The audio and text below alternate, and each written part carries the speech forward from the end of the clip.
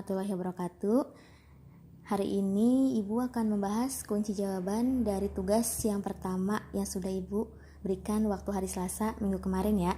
Nah, tugasnya itu adalah uji kompetensi 1, nomor 1 sampai nomor 5, bagian pilihan ganda atau bagian A.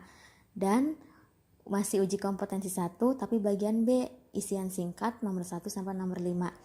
Oke, kita langsung saja. Kalau kalian lihat soal di sini, soalnya itu semuanya berhubungan dengan hukum 1 Newton, di mana hukum 1 Newton isinya adalah apabila resultan gaya yang bekerja pada suatu benda sama dengan 0 atau tidak ada gaya yang bekerja pada benda, maka benda akan bergerak lurus dengan kelajuan tetap pada lintasan lurus atau kita kenal GLB atau tetap diam. Jadi ketika resultan gayanya 0, sigma F-nya 0, maka benda itu akan diam. Ada dua kemungkinan ya. Yang pertama bendanya diam, yang kedua bendanya akan bergerak lurus beraturan dengan kecepatan yang tetap atau konstan. Oke, kita langsung saja ya bahas nomor 1. Di sini hukum 1 Newton menjelaskan tentang yang A adalah percepatan benda. Tentu ini salah ya, bukan jawabannya. Yang B, gaya reaksi-reaksi dua benda, bukan juga. Yang C, sifat benda yang mempertahankan kedudukannya, betul. Yang D, benda yang diam akan bergerak oleh gaya yang luar, ini tidak juga. Yang E, benda yang diam tidak akan pernah bergerak meskipun ada gaya luar, ini juga bukan. Jadi jawaban yang paling tepat adalah yang C untuk hukum 1 Newton, yaitu sifat benda yang mempertahankan kedudukannya. Oke, kita lanjutkan nomor 2-nya. Mana ya? Nah, ini nomor 2. Perhatikan peristiwa-peristiwa berikut. Ini ada 4 peristiwa. Dari keempat peristiwa ini, di sini pertanyaannya adalah pernyataan tersebut yang sesuai dengan hukum kelembaman. Hukum kelembaman itu adalah nama lain dari hukum 1 Newton. Nah, kita lihat ya. Yang pasti hukum kelembaman atau hukum 1 Newton itu yaitu mempertahankan kedudukan awal dari suatu benda. Kalau diam dia akan diam, kalau dia awalnya diam akan tetap diam. Kalau dia awalnya bergerak dengan kecepatan konstan, dia akan terus bergerak dengan kecepatan konstan. Nah, dari 4 peristiwa ini mana? Coba kita lihat yang pertama. Jembatan layang untuk menghubungkan satu rute ke rute lain tidak roboh meskipun dilewati banyak kendaraan. Benar atau salah? Pernyataan 1. Ya, pernyataan 1 adalah benar. Kenapa benar? Karena di sini yang namanya jembatan layang kan walaupun dia dilalui oleh banyak kendaraan, dia akan mempertahankan posisinya untuk tetap diam. Berarti ini benar ya, ini hukum 1 Newton. Kemudian pernyataan kedua, Budi memasang roda gila di bagian tengah bawah pada mesin mobil. Betul? Nomor 2 juga betul ya. Ini fungsinya adalah untuk mempertahankan roda gila ini, untuk mempertahankan posisi dari mobilnya, mesin mobilnya. Yang ketiga, Rudi menarik tali katrol sehingga benda bergerak, ini tidak. Kalau bendanya bergerak itu sudah masuk ke hukum 2 Newton, berarti ini bukan.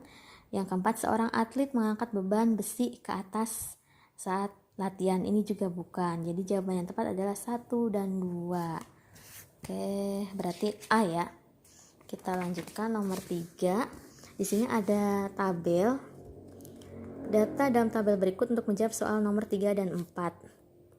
Di sini ada benda P, Q, R, S, T, kemudian ada massa benda dari mulai yang terkecil sampai yang tidak berurutan ya, maaf.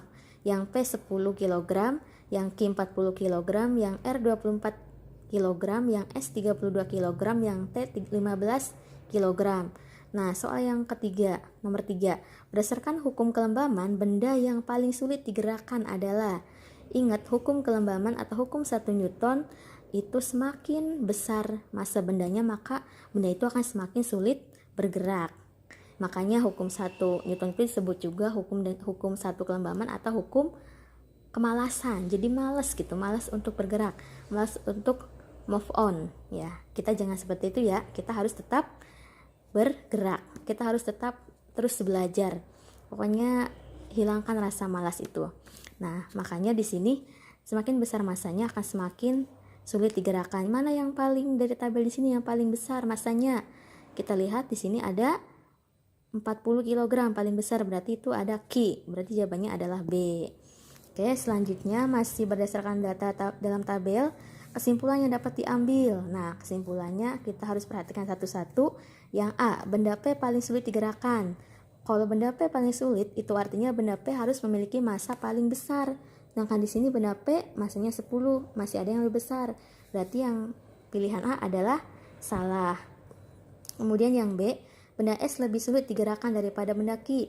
Benda S benarkah lebih sulit? Kalau lebih sulit berarti dia harus lebih besar.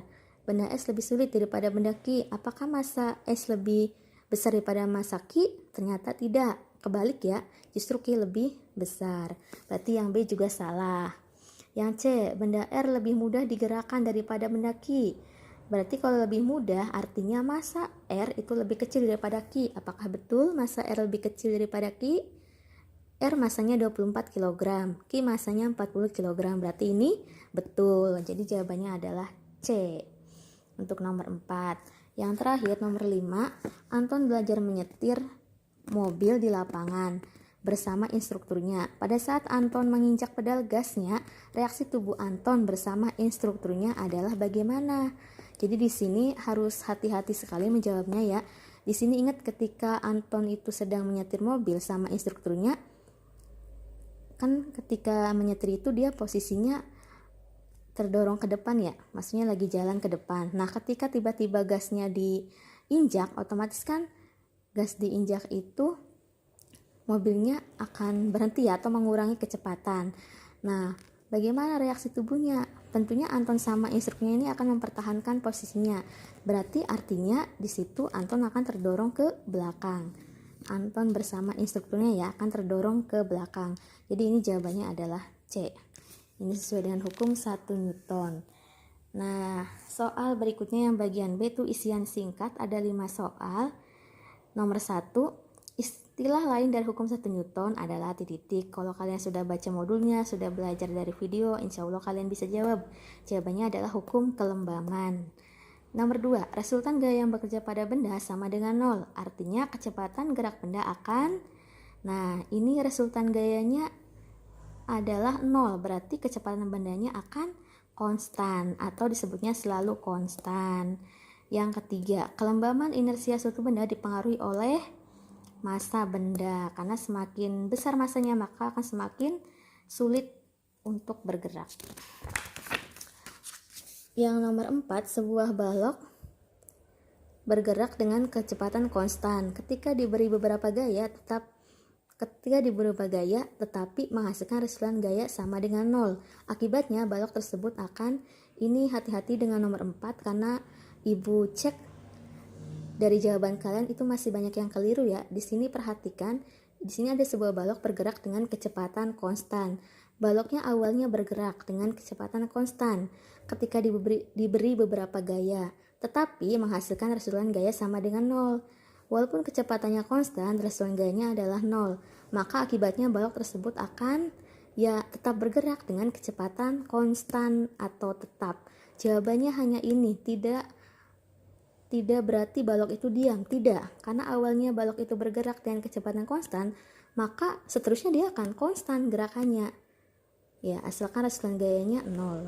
Itu ya, jadi ini yang jawabannya diam itu salah ya. Tapi jawabannya adalah baloknya tetap bergerak karena awalnya bergerak dengan kecepatan konstan. Kecuali nanti soalnya berubah, jadi baloknya awalnya diam, pasti nanti jawabannya juga diam.